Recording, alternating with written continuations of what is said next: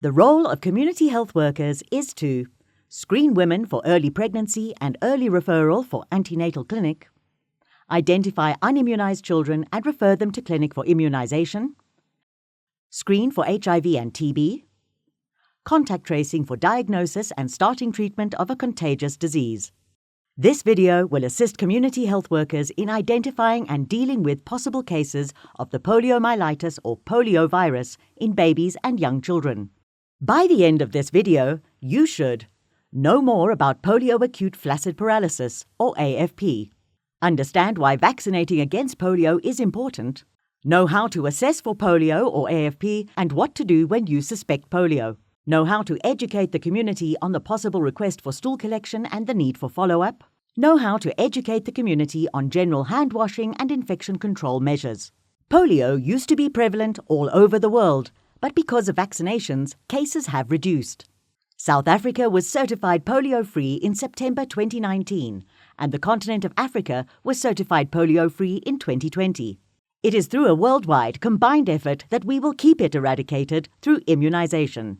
This means that we still need to be on the lookout for AFP and referring possible cases, because it is still possible for the polio virus to be reintroduced into South Africa.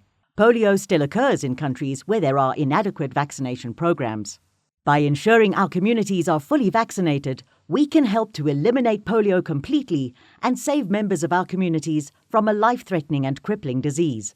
Our main weapon is to make sure that every child has all their vaccinations and their health card is up to date.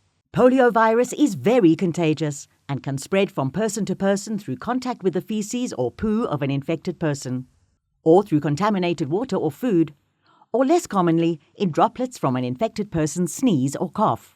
Poliovirus multiplies in the intestines and invades the nervous system and can result in total paralysis or death. As with the prevention of all diseases, it is always important to wash hands with soap and safe water. How can community health workers help to ensure that polio remains eliminated? By ensuring that the vaccination card is up to date. Polio mainly affects children under 5 years of age, but anyone who hasn't been vaccinated against it can get it. Babies with flaccid paralysis or floppy bodies and children with sudden weakness in their arms or legs must be sent to a clinic immediately, as there's still a small chance they might be infected. The current vaccination schedule in the Expanded Program on Immunization, or EPI, says that vaccinations should be administered, given at birth, at 6 weeks, 10 weeks, 14 weeks, and 18 months. Thank you for watching this video. Polio is a terrible disease, but fortunately, it's rare these days. Please remind your community that all childhood immunizations are important to prevent their children and the community from getting particular diseases. If there are not enough people vaccinated, the disease can occur. They must also remind the community to bring a symptomatic child to a clinic as soon as possible.